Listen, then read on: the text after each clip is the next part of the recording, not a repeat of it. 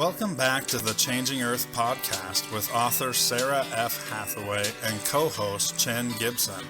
Blending survival fiction and fact to bring you entertaining education that will help you dream, survive, and thrive.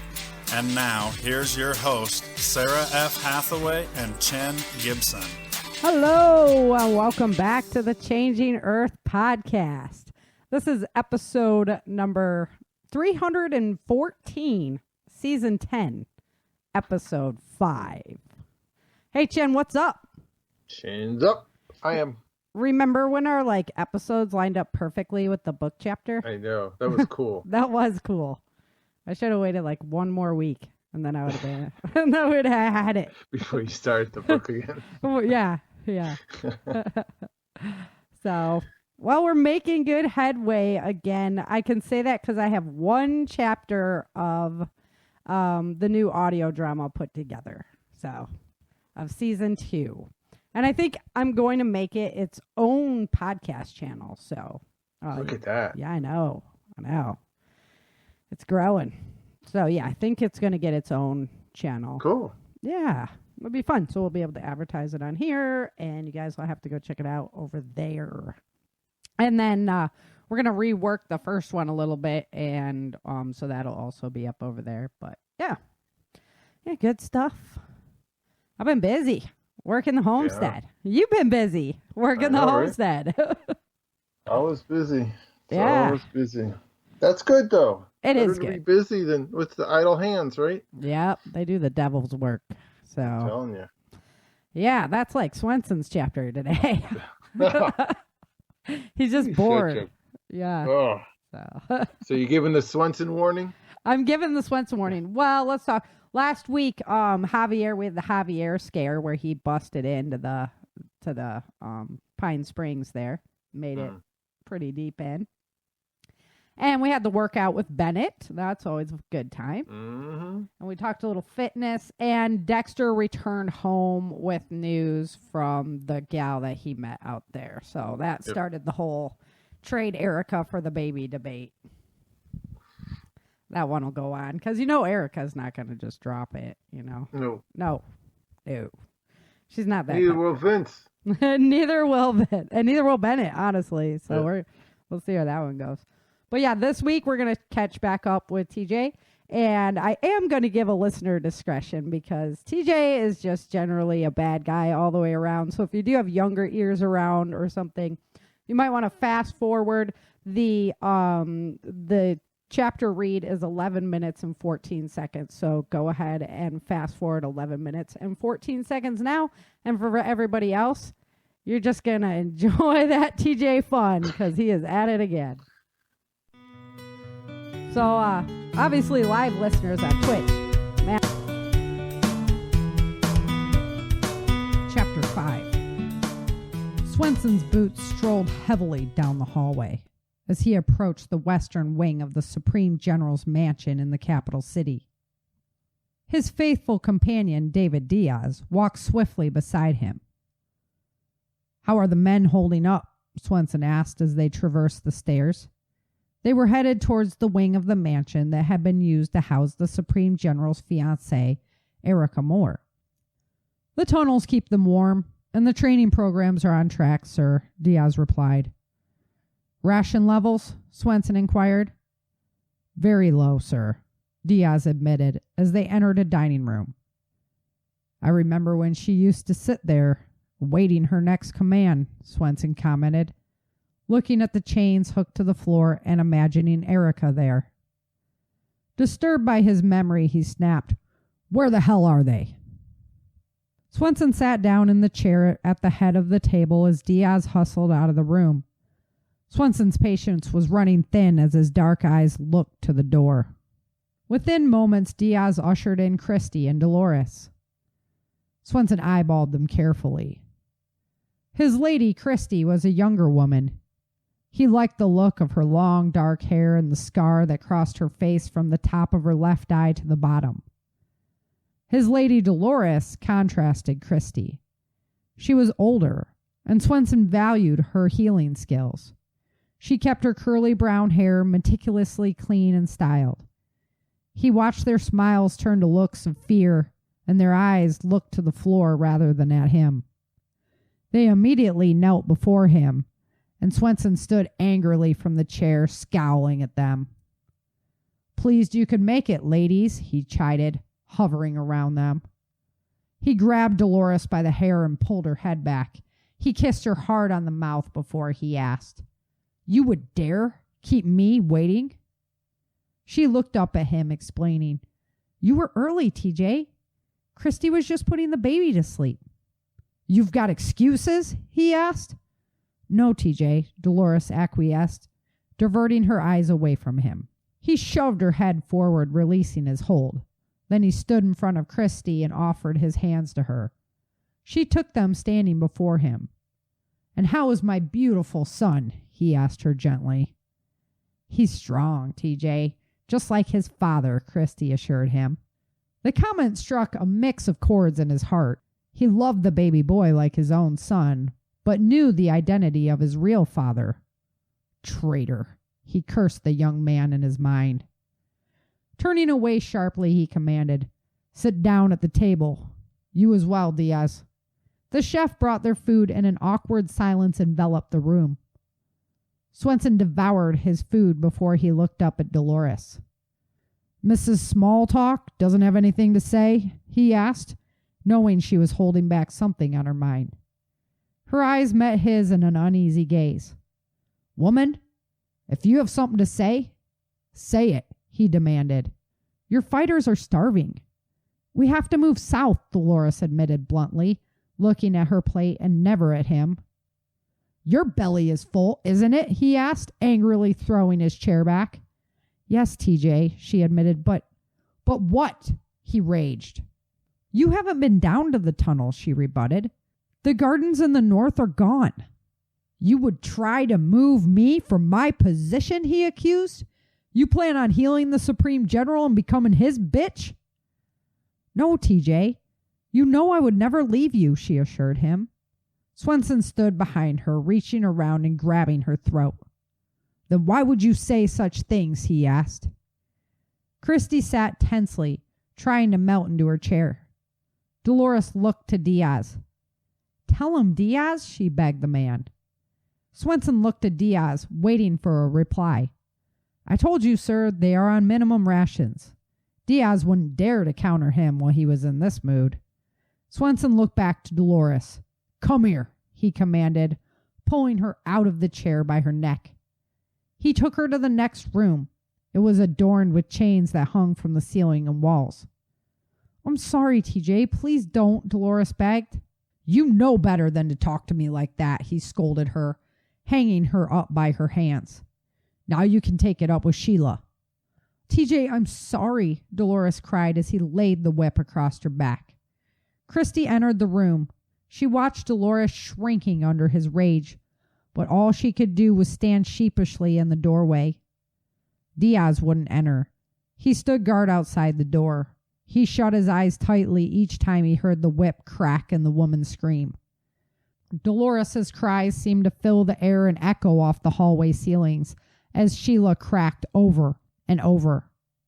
"TJ," Diaz called, popping into the room and stopping the man. "What?" Swenson asked, perturbed by the interruption. Chuck Laudner and Robert Lee followed Diaz in the door. "Playing with your dessert so early?" Laudner asked jovially. "We were hoping to catch you before dinner." "I ate early," Swenson snapped back at the man. "How are you, Mr. Lee?" he acknowledged respectfully. "What brings you here?" "We need to talk about a game plan," Mr. Lee told him. "How so?" Swenson asked, rolling up his whip and putting it in its holster. "The glaciers are moving south. The food supply is dwindling," Mr. Lee attested. Swenson rolled his eyes as Christy glanced at him for a moment. She quickly returned her eyes to the floor. He shoved her head as he walked towards the door. "My girls are starving, TJ," Laudner confirmed. Swenson paced the floor in a tight line, agitated by their comments. "TJ," Mr. Lee said sharply, stopping Swenson's nervous movement. Pausing for a moment, Swenson looked at his mentor. He knew the pain that would follow when he heard that tone in the past. We have to move the capital south, Mr. Lee insisted. Spinning on his heel, Swenson's angry eyes paused for a moment and looked at Dolores. She had turned herself around, and although she wouldn't look up at him, tears streamed down her face. So I hear, Swenson admitted, turning back around to leave out the door with Mr. Lee and Laudner. They went back down the hallway. Walking towards the dining room, Swenson saw the chef leaving. He had left plates with steaming potatoes and chicken for Mr. Lee and Laudner. Is that where you sent Yuri? Swenson asked, sitting down to a beer waiting at the head of the table. It is, Mr. Lee responded as he tore a piece of meat off the chicken bone.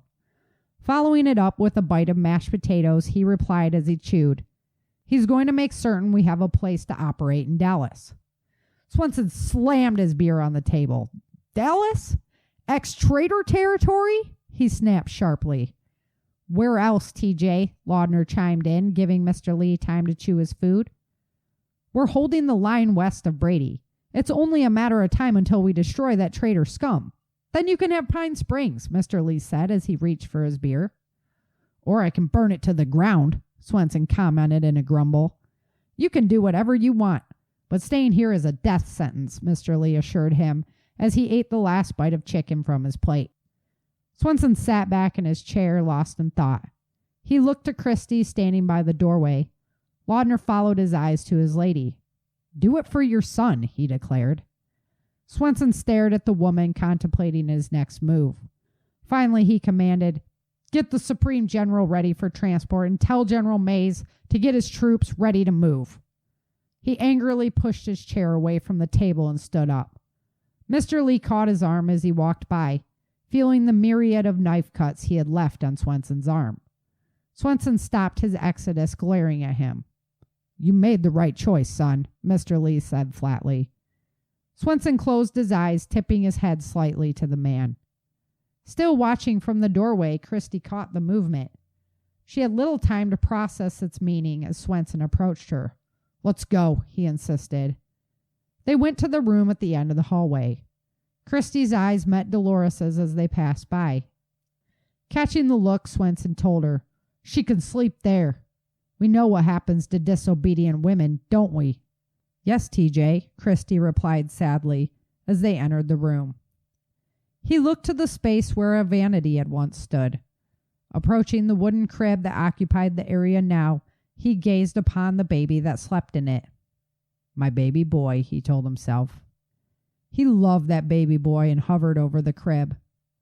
I will mold him into the greatest warrior the world has ever seen, he assured Christy. His hands, rough and scarred from years of fighting, scratched along the baby-soft blankets towards the boy's face. Swenson gently ran his finger along the baby's tender cheeks. Knowing how quickly his love could turn to pain, Christy stood by nervously. Approaching Swenson, Christy nuzzled her face into his body. Reaching down his arm, she guided his hand away from the baby and let it rest on her breast. Swenson gripped it firmly, leaning down and kissing her mouth fiercely. Backing her up towards the bed, he thought of the night he should have spent here with Erica. Instead, Swenson ravaged Christy's body, imagining Erica in his arms. Once he worked off the frustrations of the evening, he dozed. Hearing a little noise, Swenson's eyes flew open. He caught Christy by the arm while she tried to crawl quietly across him. Instincts took over and he instantly snatched her by her neck. He held a knife to her breast. TJ, the baby, Christy warned him, startled by his rapid defensive maneuver. Where were you? He asked, removing the knife but gripping her neck tighter.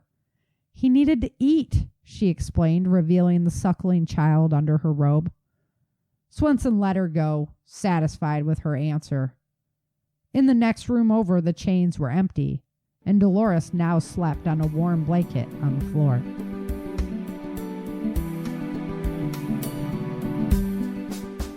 So, obviously, live listeners on Twitch, man, the membership area is really set up now. I got the chapters coming up each week, so the free audiobook of the month where you can listen to the one I got for free over there. So go to changingearthseries.com, sign up for the membership and become a subscriber, and you get access to all that bonus content over there. So Swenson's living it up at the capital city. He's just what took him so long? Yeah, he's just living the good. Yeah, right? By the time he gets there, it's time to go. Oh, bummer for you, Swenson. So, but one of the significant things that is happening in the changing Earth world is that the glaciers are pushing down further. And this comes in because I did a lot of research on what would happen, if Yellowstone went, that kind of thing. How do we turn back into, more of an ice age type planet? And this is one of the things that would happen. So interesting kind of time on planet Earth for them all. I was watching my Changing Earth News, Chen, and Canada right now looks pretty black over British Columbia side. The smoke is so thick, it's just black, really? Like black. Now, I've seen the sky dark, and I've seen it orange from the fires in California, but it is like nighttime. That's crazy. Yeah, like 4 p.m. Just absolute insanity. So we have so much changing Earth news going on later. I can't wait to share that with you guys. But some really, just it's like this stuff happens once in 100 years. This stuff happens again. Yeah, every one. You're just like, really? Okay. So I don't know how many times it could happen over and over. I was just talking to our buddy Ken. He was saying about the flooding that you had mentioned. Yeah. And he goes, yeah, this is like these 100-year floods just keep happening. Over and over again. Yeah. Pretty interesting. North Carolina, yeah. Yeah.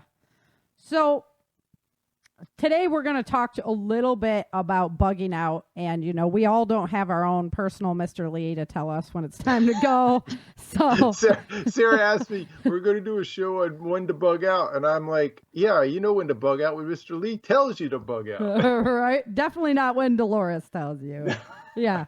Poor Dolores. Poor Dolores. So that's all right. Just hang on, guys. Dolores is going to get better for Dolores's character. A little sneak peek, but so little teaser. Yeah. So bugging out.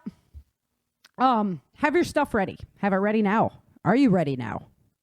Okay. Well, from what I've been watching across the country right now, it could pretty much happen anytime. So I would be ready all the time. I am ready all the time, but I lived in wildfire country. You literally have like 5 minutes sometimes. Yeah, that's more than me. With hurricane regions, you kind of have a little heads up. They usually don't just pop up off the coast. Right. Yeah. And then it's like you live in worry for weeks because you never know if that fire is going to change direction or what it's going to do. And I got news about news about the fires coming up here, and it's absolutely astounding numbers. So, we might as well dig into a wildfire scenario. I like the article you sent me, so we'll do the 1 to 10. Let's do that after. Let's just go through some of the. Mine's more generic, yeah. Yeah, let's go through some of the actual occurrences first. So let's talk wildfire. They can move much faster than you think. It depends on the fire, it depends on the weather, but they're not anything to like stay around and taunt. Unless you have a way that you can get out if you needed to. Really, really important. You should always have multiple access routes out of your house. So like where we used to live, we had one road in, but we knew a neighbor that would let us cross through a trail on his yard to get out if we had to. Right? So it's good to like meet your neighbors and have that kind of access point. How clogged is your road going to be, like your access point? Is everybody else going to be doing the same thing at the same time? Yeah. It might be better to go earlier. And we talked about this before the show. I'm not really one to like want to leave either, but there comes a time when, you need to get out. So keep that in mind. It's better to go early than get stuck in traffic. I don't know anybody who likes getting... Because you might not be able to... I did a hurricane evacuation on the late side of it, and it took me like 24 hours to do a 4-hour trip. Right. Exactly. And the same thing was going on when the Oroville Dam was going to go. And they started evacuating people. It was the same thing. It's just too late at that point. So it might be better to go sooner. Yeah. You said something profound before the show about, have it planned. What is your go time? Have that pre-marked. Yeah, what's your markers? Yes. Yeah. Now, why is that? To take the emotion out of it. Right. And it's true. It's true. Because when you're planning your fire drills and you could plan stuff out and think rationally, but when it's knocking on your door, people are going crazy. Even if you're staying level-headed, everybody around you is going crazy. So it's easier to everybody knows that if this happens, this is the reaction that we're gonna, put into play. Yeah, yeah, this is it. And I really like that aspect because I had a lot of people. I probably shouldn't have been, in the last fire where I was, and a lot of people were like, "Hey, get out right now!" But it was okay. So, but times like that. So, if you stay, do you have a defensible space? Do you have an emergency plan? Like, if that fire comes on you, what are you gonna do? But you don't want to just burn up. So, I had friends that are firefighters in Montana. And they actually got caught in a spot with the fire coming through, and they had one of the sprinkler trucks. So they set the truck to sprinkler, and they all climbed underneath in fire blankets, and they survived that way. Wow. Yeah, it's crazy. So, but it worked, Yeah. So that's... we just got fire blankets for our house. Yeah. My wife and I just ordered some. That's a good idea. That's a really good idea. They work. They do work, because my friend's alive because of it. So. Yep. All right, hurricane, I was going to kind of leave up to you. You said it was like class, 3, you're worried? 4, yeah. Let's go. 3 is questionable whether I go or stay. 4, I'm freaking out of here. Yeah. And I mean, that's a personal thing. Everybody's got to make up their own mind on what, are you out at 1, 2, 3, 4? What's the category that really... And that's when I was working too. Right now we're kind of doing things, and you also have to, do you have vacation time? Just take a vacation day and leave. And then if you don't have someplace to go, at least go to grandma's house. Yeah. Yeah, exactly. That's where I was just getting at. Like, if you don't have someplace to go, then at least you got out of harm's way. We've camped in the cars before. I mean, do what you got to do. That time that took 24 hours, we were hurting to go. We had to go way out of our way to find a hotel. Yeah, so that's another thing. Like the later you wait, the more make some reservations. Is, even if you lose the deposit, at least you got a place to go. That's true. I've actually done the camp in the car. I mean, it is what it is, and. So I had a multi-generational evacuation, so it was fun. Oh yeah. I've had one of those too. 2 houses on the property. Yeah, that's what it was. Good times. Tornado, usually you bug in for a tornado. Someplace center of the house kind of thing, unless you're in like a mobile home park or you're not in a secure structure. And most of the times, if that's the case, you better get out early. But know where the shelters are. Right. Usually at in Tornado Alley, at mobile home parks and stuff, they have like a shelter for that community. So know where that is. Get there quick. Know where multiples are, because what if the storm is cutting you off? Yeah, fair enough. Yeah. If you have to go the other way. Yep. Good point. Very good point. Flooding comes in really fast. We've seen a lot of incidents. This is why I really wanted to touch on flooding, because we've seen a lot of this happening all across the country, all across the world. The globe, yeah. Yeah, and I really don't think that, from what it's looking like, it doesn't look like it's going to back off at all. So flooding might be something we are dealing with more and more and more as a population as we go forward. And it comes in really, really fast. So are you going to be safe in your home? Do you have high ground in your home? Can you get to a roof? That kind of thing. That's what's going to really determine, when do you go? Yeah. will it be safe to evacuate?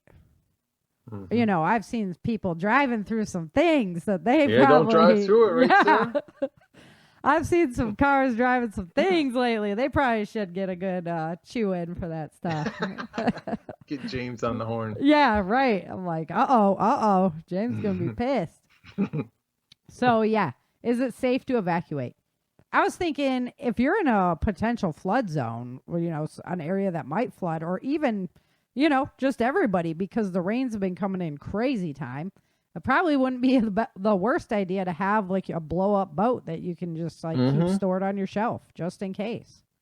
We did, you know, we so, like in my location, you can't drive a mile without crossing a bridge. It's because there's so many waterways down here. And we actually did buy an inflatable kayak. Right. Just because, you know, what if we evacuated because of a water event, you know, hurricane or flood, I'd throw that in the car just in case. Yeah, and even if you can still walk, you can put your stuff in the boat and you know, pull it with you. Portage, yeah. Yeah, so it would make life much easier. I'm like, you know what? We're in a really high area, but you know. And even if you got a Walmart special, it's better than nothing, right? If you watch some good life preservers. If you watch Ben's Suspicious Observers, the disaster scenario of what would happen when the pole tilts, it'll like slosh certain areas, certain coastal areas. Yeah. And even in my area, like it could receive some of the slosh effect from it. So, you know, boat, right? Yeah. It'd be better to have it than not. Bigger the better, but still, something's better than nothing. The one you can just hit the button and it blows up at you. Yeah. Oh, I don't want to get off track. I was going to squirrel under the movie. We were already starting. But I know. Okay, social unrest. So how close is the threat? I was like, first of all, right? How close is the threat? How severe is the threat? And how long will it last? It was really, you know, the biggest points that I would have. And nowadays, it's how well organized. Are you seeing it pinging off on all kinds of social media? Right. How severe is it? Yep. Yeah. I mean, that's the one good thing about social media is if you could figure out the channels of communication, you might be able to get heads up. Right. Yeah. On their location, where they're at, what's going on. So that is something to stay abreast of. And again, I guess this is just the going to be the James Yeager show, but he's like, you know, it's not worth it. No. Your stuff, and I'll tell you as an insurance agent, you know, if something happened like that, like they burned your house down or whatever, it's all covered. Yeah. So I mean, your stuff is not. You know, and even if it wasn't covered. Right, it's stuff. Yeah. Yeah. And your lives are your lives, and your stuff is your stuff. So it's one and done with the life, right? Exactly. So, there's no like respawn, you know, point. Yeah. So I would definitely be. And that's coming from James Yeager. He's no wuss either, right? No. So he's saying he'd rather like get out of Dodge and come back another day than and make sure his family's tough safe. guy and Exactly, and he's not somebody who's going to turn tail when the chips are down. Yeah. So no, exactly. Yeah. So who put out Urban Survival Site? So we're gonna go over to Urban Survival Site a little bit. I'll have the link on my website. So they have the top list of times when you should be leaving. You're ordered to do so by the authorities. Probably a good time to leave. So that's like, you know, the hurricane, the fire, the fire, whatever. Yep. And it usually is for a good reason. Like they don't want to evacuate people for the wildfires and stuff unless they have to. Right. So they're not just like, you know, pulling your chain or anything. It's probably smarter to just do that at that time. And not cross back across lines to go make sure your dogs are okay. Yeah. I don't know anyone who did that. A massive storm is approaching. So this is what you said. Like it's gonna be, you know, a 4. You know, a hurricane that's gonna be ripping and rolling. Probably a good time to leave earlier. Yeah, and you know, where's your house located? How close are you to a coast or a waterway or low ground? You know, it's all that. You have to take all that into account. I mean, a 1 with a big rain could be a reason to leave because it'd be a flooding event, right? Not a wind event. So, Right. there's a lot. But he was saying there was make it a habit of checking your weather patterns a couple times a day so you don't get surprised. Yeah. I mean, I'll be like just working away and like I'll get a text from my mother. Right? Did you see that storm pop up? Like, No. I didn't even know there's a storm out there. I know. Yeah, that was Yeah. everybody was like, did you guys get affected by Laura last year? We're like, Who? no. What? What happened? We're Yeah. like an hour and a half from Louisiana, and they got creamed over there, but we didn't have any of it. Yeah, So. it is good. I mean, especially with the apps and stuff we have. You could look at satellite images and just Yep. a couple times a day. Just, I really do with the radar. I like looking. Now I look Yeah. around the world because it's Yeah, just you cool. can see what's I like Yeah. looking at my radar and it shows wind, so you can see the prevailing wind patterns and stuff. So you can see what's steering storms too. Makes sense. Yeah. Makes sense. Yeah. Okay. Steadily increasing civil unrest and rioting. So that's what we were talking about with the social unrest. Yeah. How severe is it? Who's organizing it?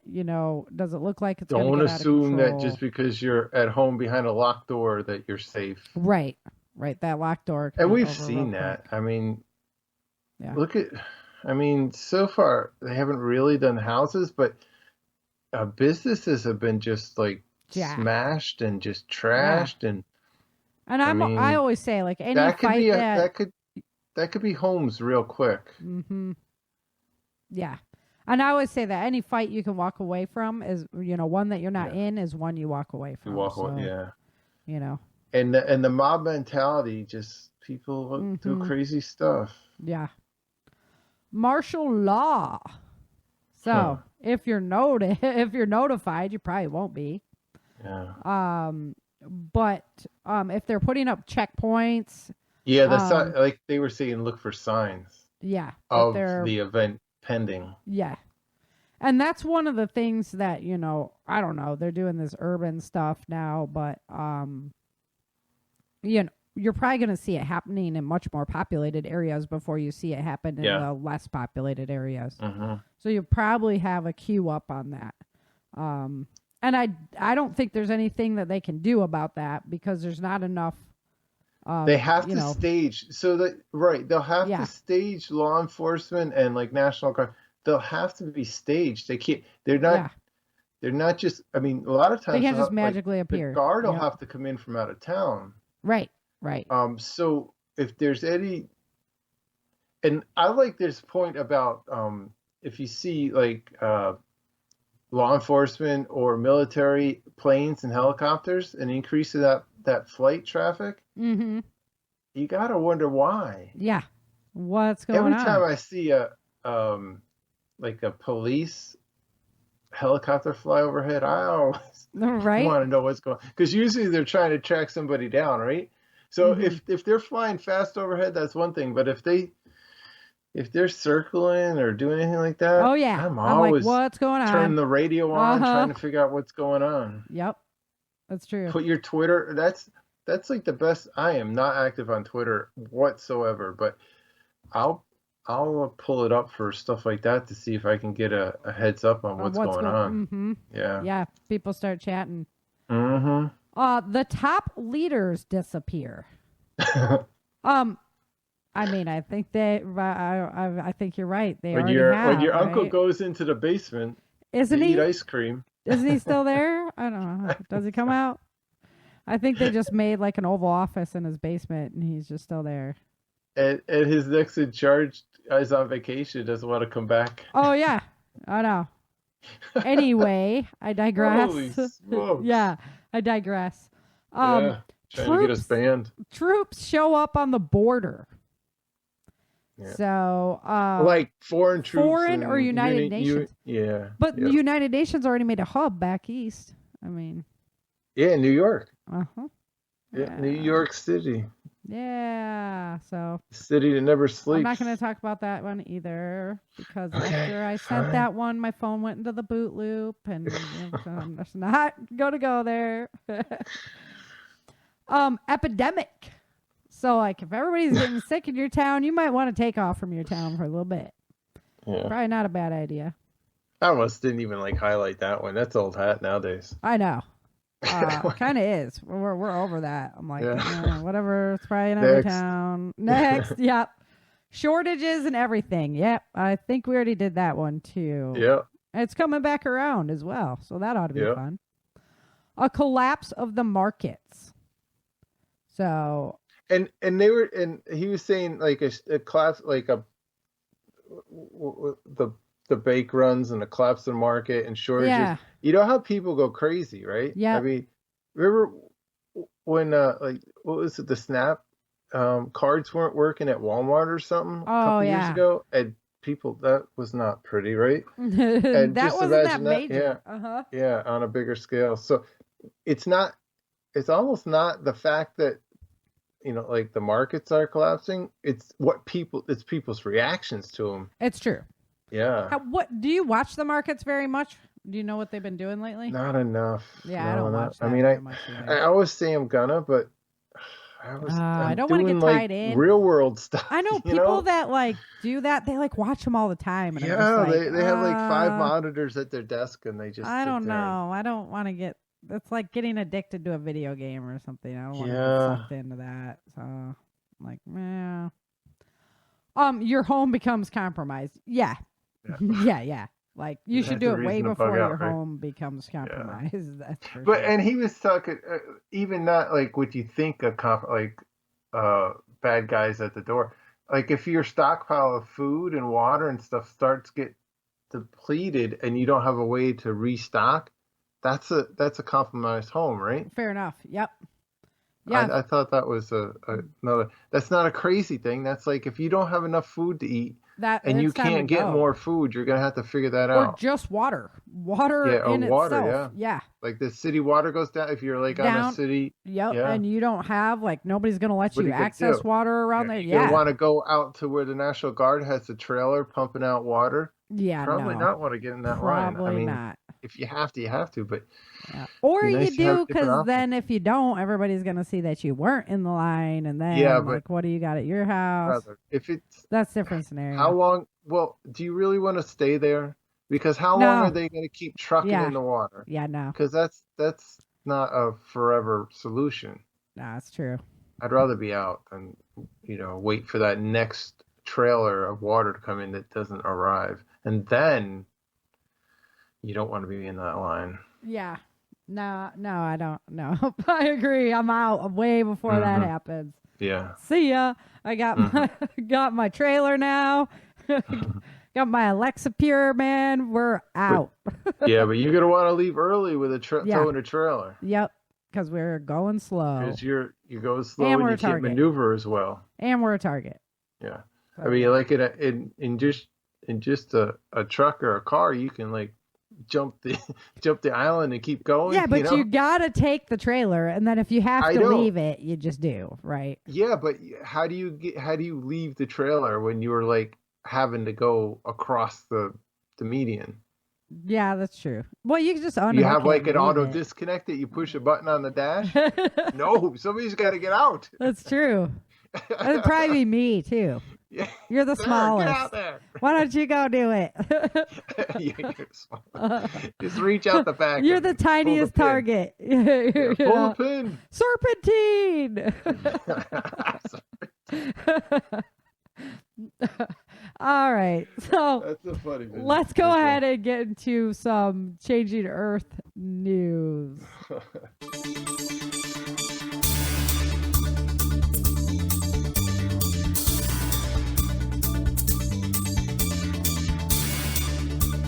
All right. Best part of the week. I know. I just love it. I'm rocking out. She's just like, when are we going to go again? So the sun has been quiet.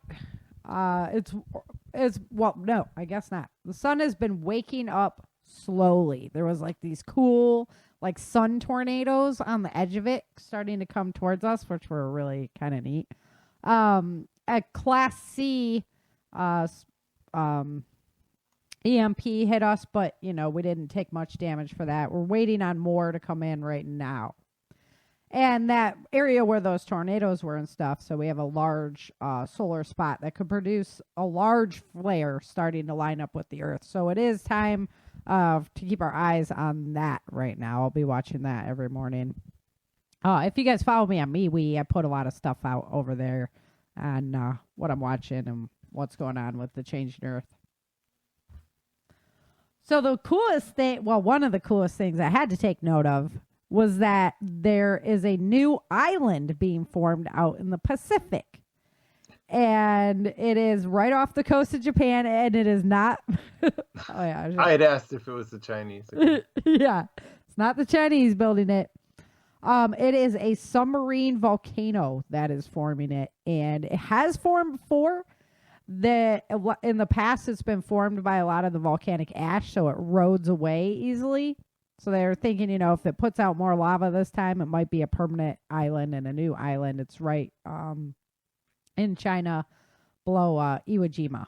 So pretty cool stuff to watch the Earth in motion. There's like a positive one for you. Mm-hmm. New stuff is created as other things are getting annihilated.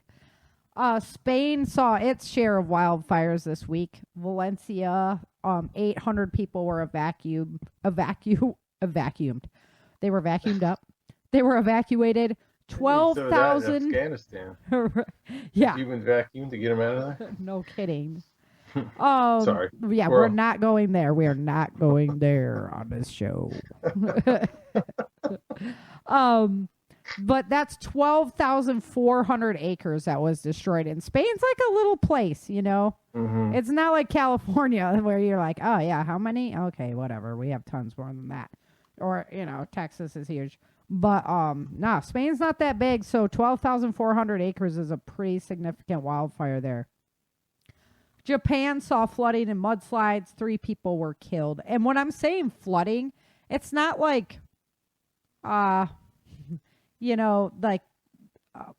it's towns and things like that. So it's not like huge, like the whole country of Japan flooded, but significant things that we don't see on a normal basis. So pretty interesting how much of this is happening right now across the world. Oh, wait. I have an update. Spain is 1.2 times bigger than California. Really? Yep. So, I mean, it's what? Negotiably the same. It's the same size. As California? As California, yep. Okay, well, then that's a baby one. I'm just saying. Like, that's like a little bit of land burned over there, yeah. I got numbers on California. Wait till we get there. It's crazy, dude. I can't cross over.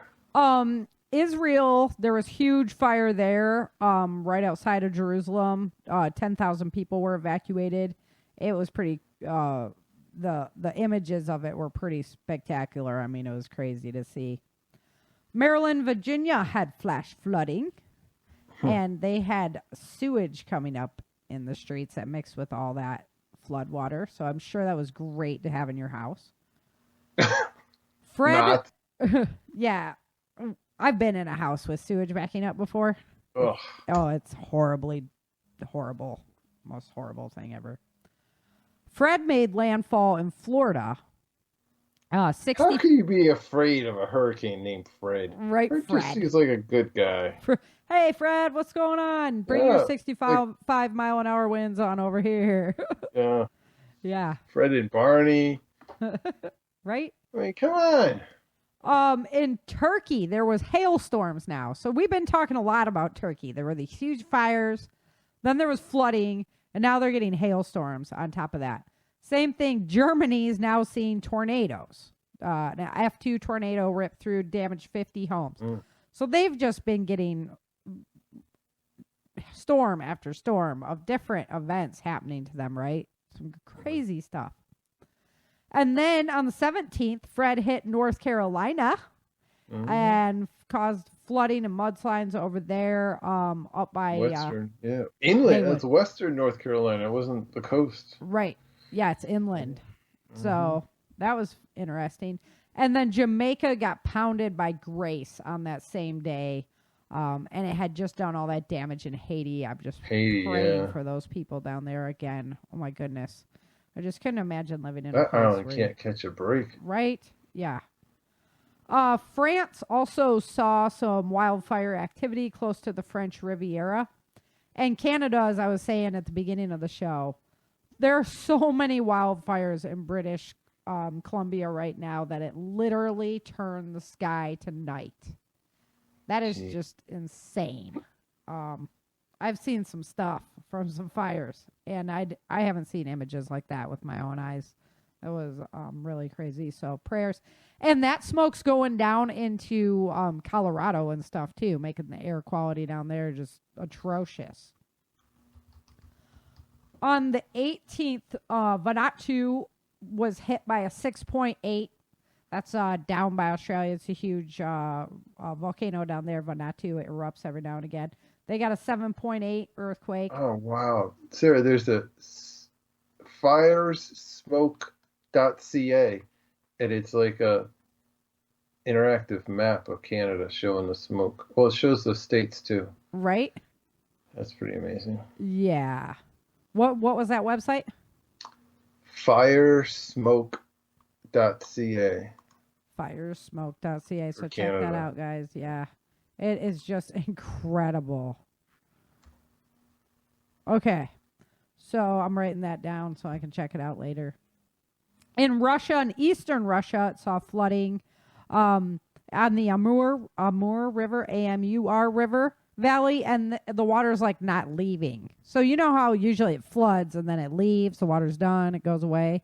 Well, this water is like not going away. It's just staying there. In western Russia, there was a severe storm that hit Moscow. It was taking off roofs, taking down trees, and did a bunch of damage to vehicles and stuff like that. And guys, that was all one day, okay? On the 18th, so this is the next day, they declared the first ever water shortage for Lake Mead. It is that low that they did the first ever water shortage announcement. And Lake Mead is the largest reservoir in the United States. It provides 4 million people in Arizona, California, Nevada, and Mexico with water. And it is so low right now. It's incredible. They're talking about having to shut down the Hoover Dam, the power plant. Yeah, it's insane. So that is not good. That gives a lot of people water and power. In Malaysia, 3 people were killed, 4 are missing after heavy flooding and evacuations hit there. And then we move into the 19th, where there was flooding in Sweden, record rain. Western Russia got 130% of the monthly precipitation in 2 hours.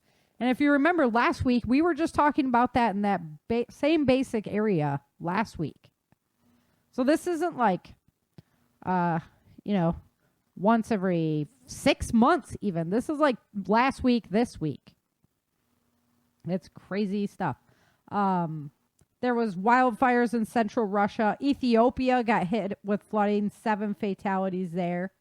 And then Grace hit Mexico and caused some severe flooding in the Chihuahua district. Yep, the Chihuahua district. On the 20th, Congo got hit with flooding and landslides. There was 2 killed. Eastern Russia, they had water spouts coming in off the Black Sea. So they were forming out in the Black Sea and then coming in and hitting shore. Algeria got hit by this like huge sandstorm that just did the same thing. It just turned day to night. Colorado got hit with severe hailstorm, and then Utah got that as well. And then there was a snowfall at the Snowbird Resort in Utah. In August. It says Snowbird Resort. In August. Wow.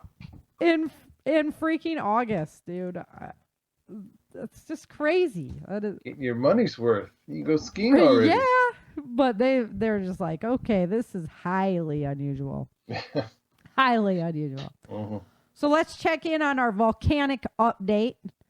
This week there's 26 volcanoes erupting. Last week we were still at 26, and that's up from the previous 2 weeks before that, which was at 24. We're watching minor activity on 19 volcanoes. That's down 1 from last week at the 20. and Unrest at 41%. And that's actually, the numbers are lowering from our numbers that we had before. So that number keeps decreasing, which is a good thing. All right. This was what I looked up on the California fires. There are the top 5 fires, right? The Dixie Fire, which is just north of, like the east of the Sacramento area towards the Nevada border. That fire alone is 721,000 acres. That is the biggest wildfire in California history now. It's already taken down a couple towns. The Monument fires over on the western side, over kind of by Eureka area up north, 147,000 acres there. The McFarland fire, that one is down south more, if I believe correctly, 117,000 acres. The Calder fire, which is actually right by my old house. It's in between where I used to live and the Nevada border. So it's in the western side or in the eastern side also. 98,000 acres. There's no containment on that fire right now.